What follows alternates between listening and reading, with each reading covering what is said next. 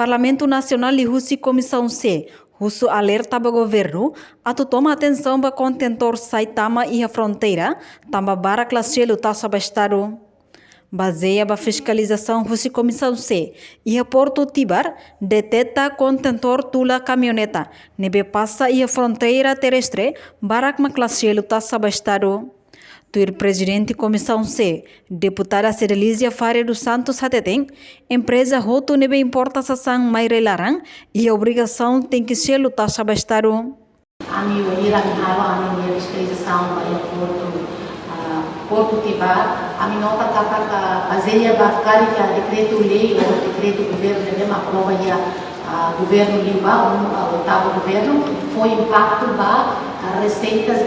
containers na bema tama do Surabaya sira la mai direita itane Porto Tibar me sira ba para falia parte Indonesia ni akan go atau depois mas sira destaca fali sasa sene mai do usa track bobo sira ni então impacto itane ita halo itane Porto dia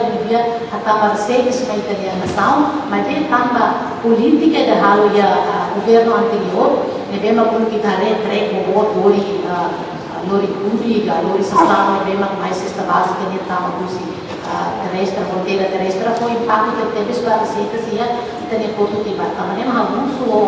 respeito ao Ministério a Transporte e Comunicação, senhor ministro para ele tem lá, para tu ver ele vale decreto-lei, também foi impacto bom. Então tem que estar treco bom, mas não usa a estrada, nem mais usa frio de classe, a estrada sabemos estrada rota, então impacto bom, estamos quase para benefício de abuso político né? Para nos respeitar, para o governo na Bahia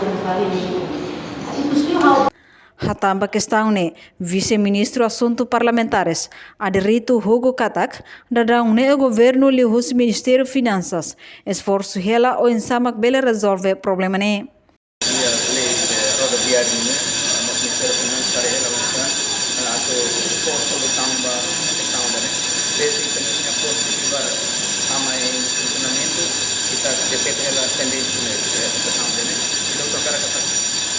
autor lebih khawatir komersial di Timor Leste hal importação mais Timor Leste inclusive di dalam mundo makida Porto Tibar lebih kemudian transport maritim yang inclusive mais Porto Tibar saya kira continuasi itu hal tentang atomnya Porto